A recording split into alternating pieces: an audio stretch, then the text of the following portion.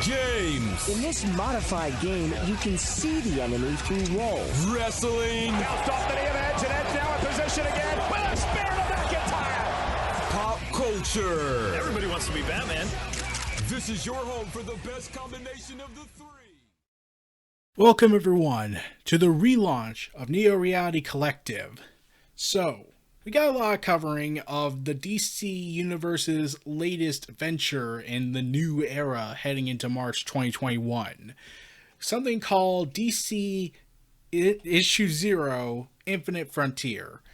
So this was a strange announcement over the week. So heading into Friday, there was a ton of announcements being made, new launches, new creative teams, new series being published in the aftermath of what will become of Dark Knight's death metal event. So this was part of a rumor going around. Bleeding Cool had reported it. So the report was that there was a DC Omniverse being planned where essentially everything is canon, yet none of it actually matters, which is telling of a microcosm of the continuity that we're throwing out. But the DC Universe officially announced on their DCComics.com blog that there will in fact be a DC one-shot, Infinite Frontier Issue 0.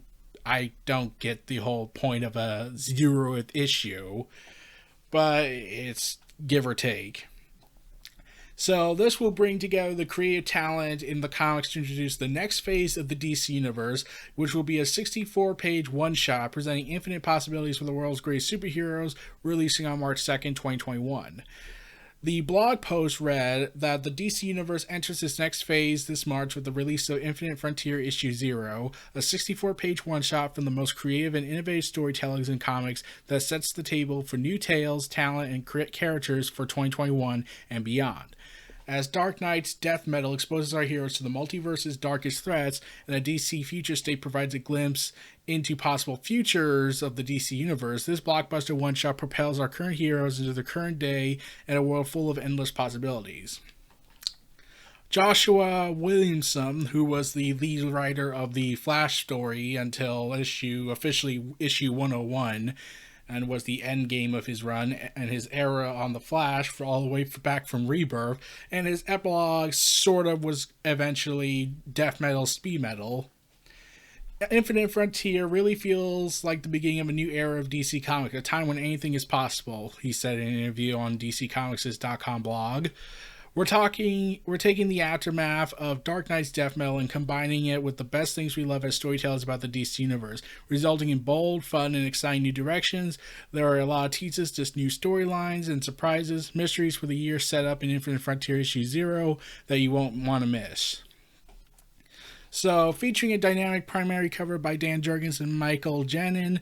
So, the classic artist, meaning the new artist who I keep thinking works for Telltale Games because of his art style, and an equally breathtaking cardstock variant by John Timms, which on the original cover it just features the entire DC Universe heroes: Harley Quinn, Robin, Damian Wayne, Black Adam, the Justice Society, the return of Courtney Whitmore, Starfire, Coriander, Nightwing, the Titans, Red X, yeah, that was surprising, and Red Hood.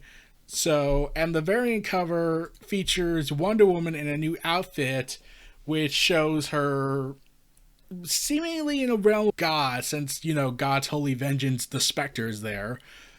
So these stories will be delivered by some of the best talent in comics, including, among others, and the list goes out with Joshua Williamson, Scott Snyder, James Tyrion IV, Brian Michael Bendis, because he has to happen, Becky Cullen and Michael W. Conrad, Jeff Johns, Joshua Williamson, and Philip Kennedy Johnson. I will not mention the artists because it will take forever to get into, and I can't pronounce some of their names.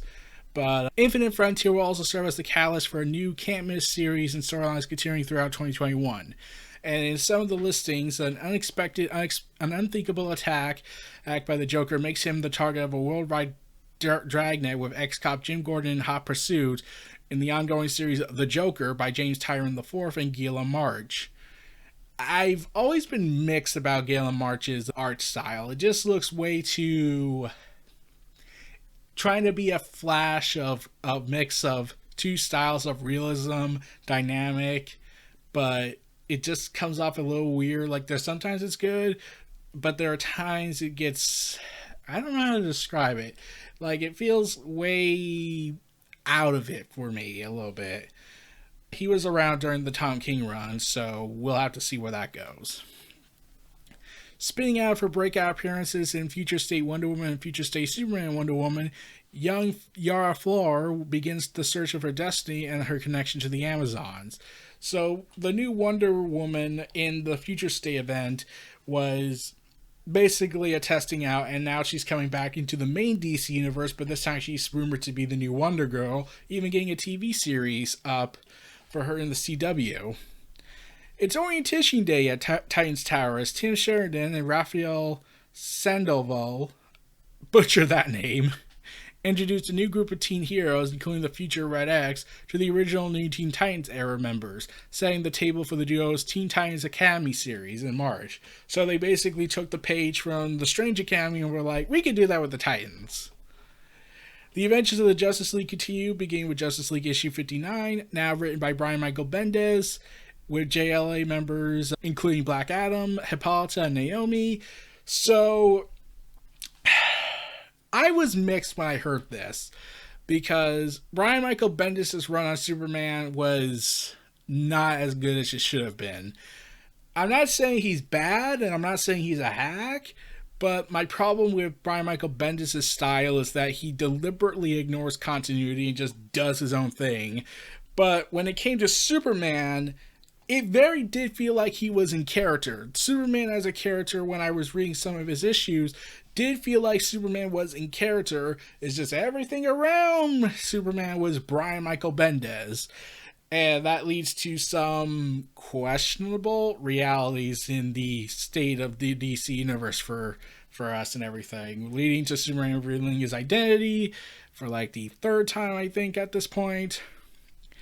But the announcement that he's going to go and do Justice League after the very divisive reaction he got with Superman is just weird to me. It's just, I don't know how to feel about that. And Black Adam and Hippolyta, like, Black Adam, I kind of get. They got to promote the Black Adam movie, so might as well bring Black Adam on board. Hippolyta, so this is the thing that makes me confused on Hippolyta's role. So I get from a pre-New 52 perspective that Hippolyta was part of, that Hippolyta could be, in theory, part of the Justice League, since she was Wonder Woman once upon a time during her days when she was younger. But, and she was part of the Justice Society as well. But her being in the group now after it was retconned that Wonder Woman was around all the way back to World War II, and in some aspects World War I. But Hippolyta now, I don't really see her doing that, and I'm wondering what Wonder Woman was doing. And Naomi, so she's a new character. She's honestly the best thing that came out of Brian Michael Bendis' current run in DC Comics, which is telling. Because if I had to guess why it's so easy to write her story more than, say, Superman, is primarily because Naomi is an original character. Brian Michael Bendis and another writer helped create her, but Bendis was the one leading the charge. So it made sense that he would write Naomi more than anyone else, because he works well with original concepts and original characters. And if they are a character that is in continuity with the main universe of stories, at least it could be reverse engineered by another writer to flesh them out more into the other side of the universe, whereas he can be more self-contained with the character, but another writer can work with what he gets with that character. But her in the Justice League, it feels rushed, in my opinion. Like, I get it's Brian Michael Bendis and he's going to get some aspect of his way, but the fact that he's going to do this, and one of the big rumors coming out was that he is going to have Green Arrow be the leader, which Okay, I was confused by that, but I'll get to that. Wonder Woman, meanwhile, ventures into the God Sphere, creating an exciting new storyline by Becky Cullen, Michael W. Conrad, and Travis Moore, continuing in March's Wonder Woman issue 770, and acclaimed award-winning writer Jeff Johns and Todd Newick tell an all-new Stargirl story.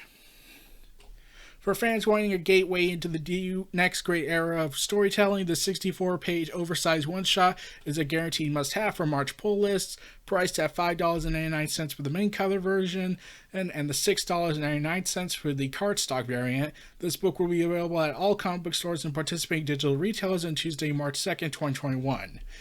So, we get that.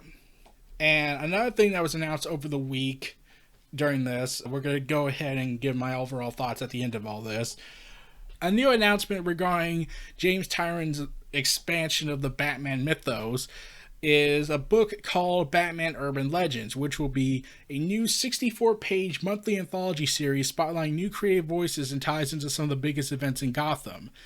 The first 6 issues are anchored by Batman and Red Hood thriller from writer Chip Zdarsky, which will star Batman and Red Hood, and one of the other storylines is Grifters, is featuring Cole Cash, The Grifter, by Matthew Rosenberg and artist Ryan Benjamin, continuing from the pages of Batman 101. As Gun for Hire Cole Cash, aka Grifter, is still on Gotham, on the trail of the true motives of the Halo Corporation, and yes, Batman and Grifter go head-to-head again. In a story set before the launch of the new ongoing Harley Quinn series, writer Stephanie Phillips and future State Batman artist Laurie Bragren and team up to help Harley sort out her complicated history with Poison Ivy, but first she'll have to find her. Meaning that they're going to finally address will they or won't they, and if Harley's going to be able to convince Poison Ivy from not being Queen Ivy for reasons I'll never understand. But we'll have to see. The debate issue also will launch a 3-part tale of The Outsiders, courtesy of future State Outsiders writer Brandon Thomas, with art by Max Dunbar, who artistly drew Marvel's Champions, Dungeons and Dragons, and Judge Dredd. This saga reunites team members Black Lightning, Katana, and Metamorpho, but this reunion quickly turns into a confrontation with an appearance from a figure of Katana's past. Batman Urban Legends issue number 1 is a $7.99 prestige format series, debuting on Tuesday, March 16, 2021, with the main cover and David Finch variant and Kiel Nugent featuring a variant cover. I'm probably going to get the David Finch version. Starting that off, we also get Joker, the first run of a Joker series since, the 1960s? I think, man, it's just been an insane ride, hasn't it? So, in the solicitation, it says, the Joker faces a worldwide manhunt, a determined ex-cop, and the mysterious new enemies in the new Joker, an all-new, ongoing monthly series from DC. Batman writer James Tyrion IV and Gulliam March put the Joker on the run this March. And on the cover, you have Bane, which means Bane's going to have a clear role, because in the Dark Knight's war with the Joker in the Joker War storyline, Joker did threaten Bane because he thought Bane was weak for killing Alfred in front of the Robin instead of the Bat. Yeah, that actually makes sense. So, Sam will be joining up to team up with Tyrion IV for America and Defoe to continue. I'm butchering names left and right. To continue the story of Punchline behind the walls of Gotham's most infamous prison, Blackgate. Comic book fans everywhere know that the Joker is the most dangerous villain ever to menace Gotham City, but in March, Batman writer James Tyrion IV and Guillaume March go global with the Joker's brand of terror and mayhem in The Joker, a new monthly ongoing from DC Comics. After an unthinkable attack in Gotham City, the Clown Prince of Crime has become the most wanted man in the world, because it took that long. The Joker is doing his best to stay several steps ahead of the law enforcement overseas, but Jim Gordon, facing retirement, realizes this is the last manhunt of his life. Nathan vows to track down Gotham's worst nemesis, completing his storied career. Oh, you poor bastard. There will never be an ending for him. But there are some mysterious and new deadly forces that will also hunt for the Joker, and they're not going to let Gordon slow them down or get in the way. So James Tyrion goes in and gives an interview. When I was approached by DC about the concept of an ongoing series spotlighting the Joker, I thought, what would that book even look like? I'm excited to share this story in a way that honors everything a series about the Joker can be, while coming at it from an unexpected angle. I'm also thrilled to continue working with Sam and Murica to expand the Punchline story we began in November as a backup feature in this new ongoing Joker series. The Joker War was only the beginning of terror and mayhem we're creating. In the backup story by Tyrion IV, co-writer Sam Johns and artist Mikira, Alexis Kane, aka Punchline, becomes the newest resident of Blackgate Penitentiary, while on the outside, Harper Row resumes her role as Bluebird to prevent her brother from falling under the influence of Punchline and her beguiling brand of anarchy and chaos. The Joker is a 40-page, $4.99 monthly series debating in comics bookstores and participating retailers of digital comics. On Tuesday, March 9th, the debate issue features covers from Gayla March, with variant covers by Frank Whitley, Francisco Mentana, Ricardo Farique, and Mark Brooks. Man, I am bad at these pronunciations. Sorry. But yeah, so the Joker series, I don't know. There had to have been a reason why DC was so against the idea of making a Joker series, especially when The Dark Knight happened, because everyone would not stop talking about the Joker of Heath Ledger. Because, let's be real, that probably was tempting them to make a series about the Joker and make it sell like hotcakes. Surprised they never did that. I am curious as to know why they never did this and why they're doing it now. I think it might be because it's James Tyrion IV, but at the same time, it's like, should we really do this? A story about a villain? Like, it rarely works, and if you have the right writer, and James Tyrion is a good writer in my opinion, it would be an interesting route they could go with, but we'll have to see. Another thing is Bane. So Joker probably is going to go after Bane and probably destroy Arkham Asylum more so than ever. And as you're wondering about Jim Gordon, well, yeah, about that. So during the Year of the Villain storyline, he got transformed by the Batman Who Laughs into a servant and did some horrible things that lost his position of power at the Gotham Police Department and was just relegated to a regular cop or detective. So, yeah, it was a bad year for him. But on the DC Comics side of the multiverse, the Crime Syndicate's going to have their own series. So, spinning out of the Dark Knight's death metal, the multiverse of DC Comics is reborn with an all-new Earth 3. A paranoid titan, Ultraman, a narcissist, Superwoman, a nihilist, Owlman, a broken moral compass, Power Ring, Emerald Knight, a psychopath, Johnny Quick, and a sadist, Atomica. Does the world stand a chance? Spoiler alert, no, it does not. Writer Andy Schmidt and artist Carrie McConey will launch DC's new Crime Syndicate miniseries on March 2nd to tell the origin of the new Justice League, aka the Crime Syndicate, just the League of Crime, essentially, from Earth 3, spinning out of the pages of the death metal event, the DC Multiverse is reborn, and with it, a new Earth 3. Witness the true origins of the malevolent makers of mayhem known as the Crime Syndicate, as a common foe reunites them. But how long can alliances last between villains like these? So I did want to see the series. I do like some of the aspects of the Crime Syndicate, but at the same time, it's like, should we? Like, I get this is a miniseries, so, and this is on a different Earth, so I can give them some forgiveness. But saying it's the true origins of the group known as the Crime Syndicate, there is no definitive true origin. If anything, they've died 3 times. And come back each time, so this is like the 4th resurrection. Yeah, we're really doing that. So, yeah. Anyway, Andy Smith did say, Carrie and I were given the once-in-an-opportunity lifetime and to build a world from the ground up. We're establishing the Crime Syndicate's origin story for the first time, how and why they came together, and we're not taking it lightly. You'll find that you've entered a fully realized world. This is a story of the Crime Syndicate, but it's also a story of Earth 3, and moves fast and pulls no punches. So, if you want to tell the story of the Crime Syndicate, you basically have to watch The Boys. That's essentially what this is. The boys. Oh, man. Oh, man. But also in the debut issue, witness the origin of Ultraman in a backup story drawn by superstar artist Brian Hitch, who has done artwork for stuff like The Ultimates from Marvel. He's also, I believe, done the Hawkman series, but we'll have to see where that goes.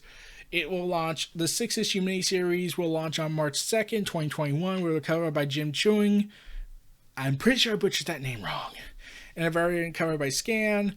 And so, get ready for this crime syndicate to rain hell as possible as ever, because this is what they like to do. If anything, that makes me question, what do they do when they get bored? I mean, and now that I think about it, will Owlman remember what happened in the Crisis? Like, he now realizes that every time he dies, the multiverse will just fix him. So does that mean he has a chance to become a much bigger villain than he already was?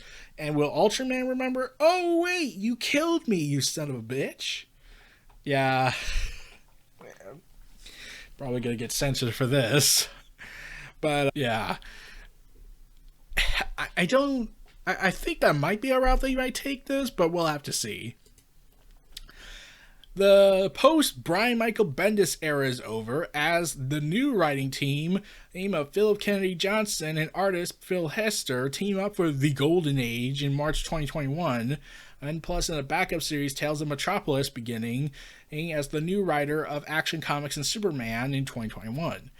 Writer Philip Kennedy Johnson, who wrote The Last God, which is the most confusing Black Label story I got because that has no connection to the DC universe at all in some aspect, and also the writer for Future State Superman Worlds of War, flies from the DC Future State to the main DC universe in March to join artists Phil Hester and Eric Gapster here for a 2-part story that spans both Superman and Action Comics.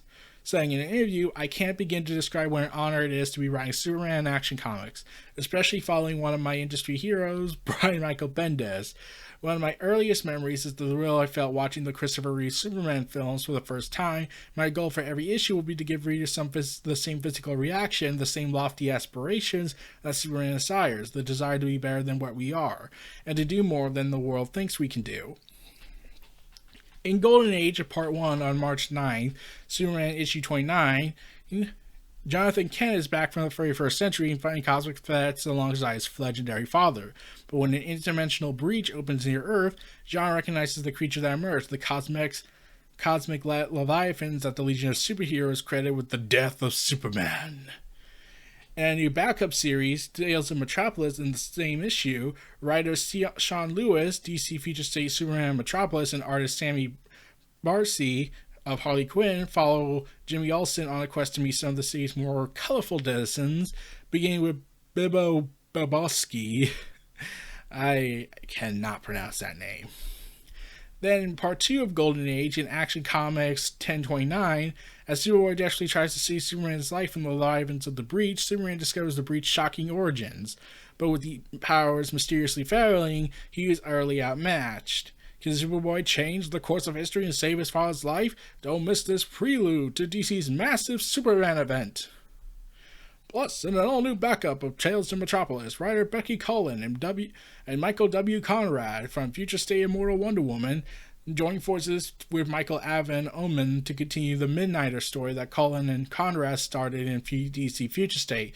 But is the DC Universe ready for Trojan Industries? In the months following the Golden Age 2-part crossover, Philip Kennedy Johnson will continue writing both the Superman Action Comics with artist Scott Gawlowski on Superman and Daniel Samperi on Action Comics, before reuniting with Future State Superman and Worlds at War co-creator Mike Jen for a special Superman project, still to be announced. The work I'm doing with Phil Hester, Scott Gawlowski, and Daniel Samperi is already some of my favorites of my career. All three of our wizards on the page, and the massive event that we're building up to in Action Comics is a considerably bigger swing than I ever expected to get in comics. It's no exaggeration to say it will change Superman's status quo forever and have a lasting impact across the universe. The already iconic Superman Worlds of War artwork that you've seen from Mike Janin in recent months is just the tip of the iceberg of what he and I have planned together. Stay tuned, you will not want to miss what's coming. So, that's the Superman stuff.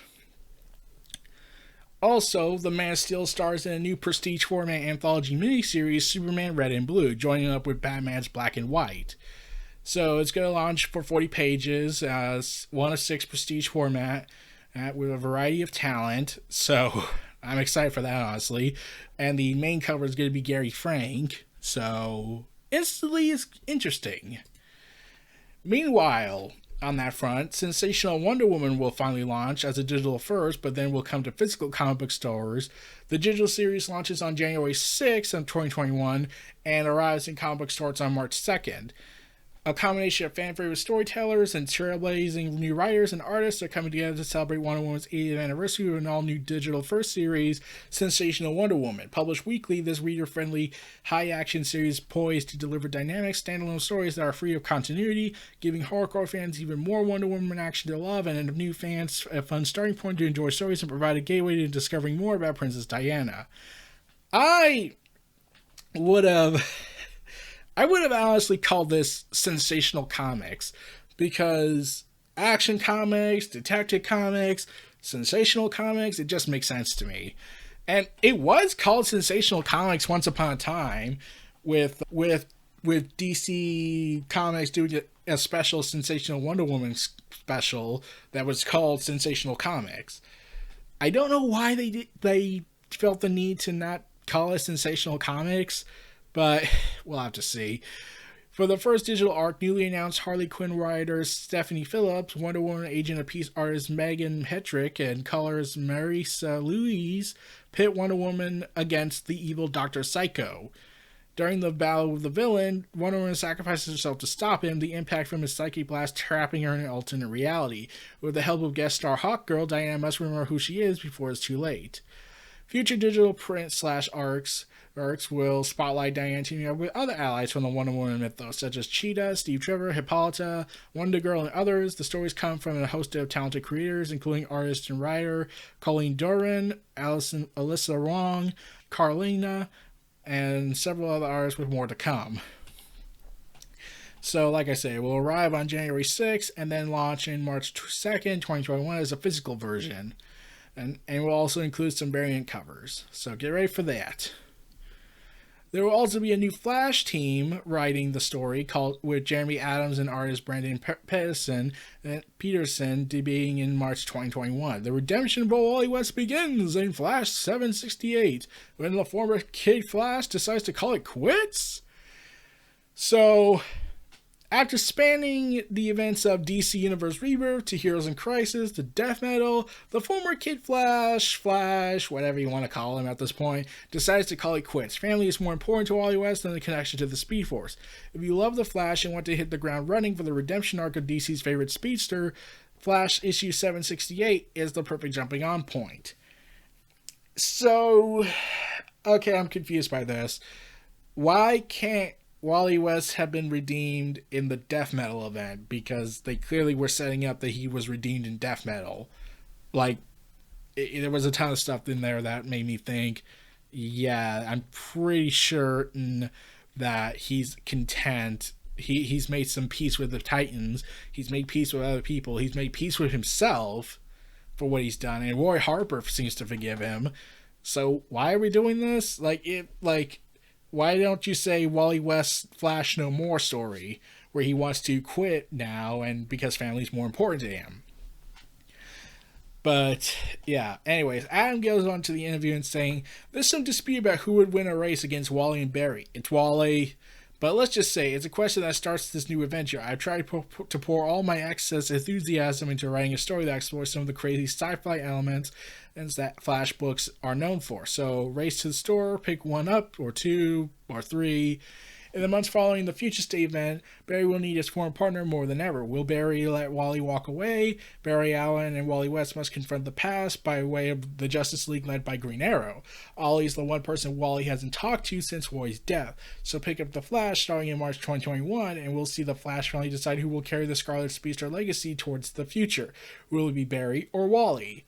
Well, it could be Barry, but he already had, like, how many years has he been running now? Can we get Wally back his role? Man. But yeah, so he has not talked to Green Arrow, and he's the leader of the Justice League. So yeah, you're gonna have to take that for what you will. Last but not least, Nightwing returns in March 2021 with Batgirl by his side. DC's original sidekick gets a new creative team in a post-future state Bloodhaven. The New York Times best-selling writer, Injustice, and Suicide Squad team of Tom Taylor and Bruno Redondo take on Nightwing. Nightwing, with Batgirl by his side, returns to Bloodhaven in 2021. With Nightwing 78 by New York Times bestselling creative team Tom Taylor and Bruno hits comic book sales. Dick Grayson is back after DC's Future State event, and his drive to keep Bloodhaven safe has never been stronger. Despite awkwardly killing him twice in Injustice and in Deceased, I'm a huge fan of Nightwing. I couldn't be more excited to take on a hero I've always considered a DC A-lister. Our series is about showing that, and it's about putting Dick Grayson back on the pedestal where he belongs. I mean, when Dan DiDio was around, apparently Tom King revealed in an interview that the original plan was for him to get healed, but DiDio said, nah, I hate Nightwing, so I wanted him to be like this. Take of that what you will. But Taylor continued, It also about taking everything Bruno and I love about Nightwing and testing him in a completely new way, exploring how Dick reacts when faced with impossible odds and with a life-changing opportunity which comes his way in our very first issue. Bloodhaven has elected a new mayor with the last name Zucco, which can't be good for DC's first sidekick and former Robin, but is it good for Bloodhaven when Nightwing enlists Batgirl's help in investigating the politician bearing the same name as the man who murdered his parents? She unearths details that will shock and fundamentally change the hero. I'm not holding anything back from this project. Nightwing means kinetic potential, evolution, and a positive assertiveness is more than any other character I worked on, and that's the kind of hero we all need right now. Working with Tom on Nightwing is the perfect evolution for us as a team. We have incredible ideas for Dick Grayson's new adventures. And appearing in the first issue of the new Nightwing comic is a potential new sidekick, a three-legged puppy that he shields from harm in Bloodhaven's alleys. Will Nightwing adopt this nameless mutt? And will she warm fans' hearts as fast as Nightwing kicks her tormentors' butts? Meet her the first time in March 16th Nightwing issue 78. Tyler concluded saying, This is the perfect time for a Nightwing story. It's the right time for a charming, entertaining, positive force for good, standing with unrepresented and pushing back against corruption and greed. So, I'm excited for this. This is honestly one of the best parts I loved hearing announced because Tom Taylor is a damn good writer. My problem is the Batgirl stuff. Okay, look, I've said this on my YouTube channel. I'm not a fan of the pairing of Barbara Gordon and Dick Grayson, but I've always felt like that relationship is just way easier to produce than having Nightwing and Coriander, which is a much more interesting pairing to me. Plus, I was exposed to the relationship from the Teen Titans cartoon, and I never saw Nightwing and Batgirl as a couple because I couldn't imagine it, because it just felt, I don't know, I just wasn't interested in it. But DC has been pushing for that relationship nowadays, even though there are a lot of fans that do want to see Coriander and Nightwing still together. And yes, there are fans of Barbara Gordon and Dick Grayson, but I've always felt like it's just a too easy pairing to do because it just connects back to Batman. Like, he officiated the wedding in Death Metal in her Rebirth outfit, but that's a different matter. But we'll have to see where that goes. And Newsarama revisited the whole Jim Lee stuff going on back at Fandom, where they go ahead and explore the whole, it's not going to be a reboot or anything, we're not doing 5G. So, yeah, it was true that was revealed. However, the 2-month event Future State seems very much in line with what the basic premise of 5G was rumored to be, a focus in part of the next generation of heroes with Jonathan Kent, Superman, Yori Floor, Jackson Hyde, Andy Curry, Tim Fox as the Batman. Future State will most likely be different in execution to whatever 5G was or was not going to be, but it's also very likely they share significant DNA. Newsarama was doing this deconstructive analysis regarding everything that was going on and seeing what 2021 is set for DC Comics and what was originally going to be DC 5G, the new era. But that's about it on that front. Harley Quinn relaunches with a brand new #1, because of course it does, with the artist Riley Rossmo, and I was like, oh god, you gotta be kidding me. I am very mixed on Riley Rossmo. So, her art style is very cartoony for me. If anything, it fits more if it was a horror story. Like, that's what made the Robin King debut work. But when you're trying to tell a super serious story or a average, run-of-the-mill superhero story, it's just, I don't know how to describe it. It's just off. Like the Batman Who Laughs story by James Tynion IV during the Metal event, which goes into the backstory of the Batman Who Laughs, that felt like it worked then. But when I was reading stories that feature this art style in like the Robin King, like at parts it looked like it fit, but then it didn't. So yeah, I just don't know how to feel about this. But I'm hoping that we at least get Poison Ivy and Harley Quinn back together, because that's an awesome relationship. And plus with the TV show, they have to do something with it. They can't just ignore it. Like they tried, and that failed miserably. Also launching is Suicide Squad issue #1, again. And the solicitation reads that things have changed for Task Force X. As Peacemaker takes over as field leader, there will be no more avenging or defending for the government's top-secret task force of killers, thieves, and criminals. Amanda Waller, now back in control of the squad, sends a new squad into Arkham Asylum to recruit the deadly Court of Owls assassin Talon, while she interviews another new candidate, Connor Kent's Superboy. Yeah, this was the thing that was said in Future State. I don't get why that's even happening. Also, Ram B is going to no longer be writing Justice League Dark as his own separate title, and instead going to be a backup feature in the Brian Michael Bendis era of Justice League. Okay, take of that what you will, but he is going to be writing Swamp Thing. So, get a 10-issue series that will have the next Guardian of the Green, Levi Kamel. So they're probably screwed. And joining them is, let's see, who else was on the list? Batman 106, Superman, Detective Comics being written by Markio Tamaki. Batman and Superman is joined by Ivan Reyes, so he's awesome. Rambi is also going to work on Catwoman in March. And I'm still mixed on, Justice League being written by Brian Michael Bendis. Oh, man. But the solicitation reads that they're finally following up on Naomi's origin story and following up on the whole storyline they had going for that, and then they just stopped it. But on the Justice League Dark solicitation of the backup stories, Zatanna and John Constantine take a road trip only to discover a horror around the bend as a friend, and sometimes foe, is reborn in fire. A legend is destroyed, and now takes a terrible turn as Merlin reveals the beginning of a new blood-drenched plot for all of humankind. So begins writer Rambi's new journey into the abyss with Justice League Dark. So get ready for insanity, probably. Oh boy, get ready for that. So, what do I think about this whole thing other than what I've commented? So, I'm excited for this, but I have some reservations. I don't want this to end up just being an Omniverse plan. I want this to still be a connective universe. But since certain stories are going to happen, they're probably not going to have, the connective history and lore, which will disappoint me because I am a continuity junkie, essentially. I have been a continuity junkie for a while, trying to get a shared history going, because when you just do story after story after story and they don't have a connective meaning to each other and they don't impact, like this character does this and this character does that, it just feels like it's pointless and you might as well just be watching a Saturday morning cartoon.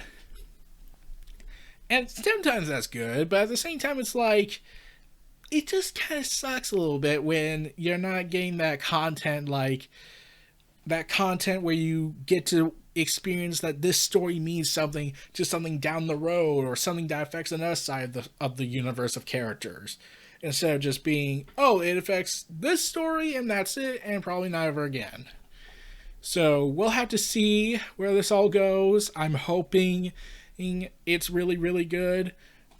I want the continuity to still mean something, but also ending in is Grant Morrison and Liam Sharp's Justice League event, not Justice League, the Green Lantern season 2, which is weird to me. I don't get why they did that. The whole season thing, like they wanted to give the television vibe and pulpy kind of attitude. I'm more just confused about it. So we'll have to see where that goes. But yeah, Neo Reality Collective has officially relaunched. Feel free to like, comment, subscribe, check out my podcast, and then go on my YouTube channel and check things out there. This was the beginning of the next era of Neo Reality Collective Era 4. So stay tuned. I'll see you all next time. Peace out, and good luck with everything, everyone. Be safe out there.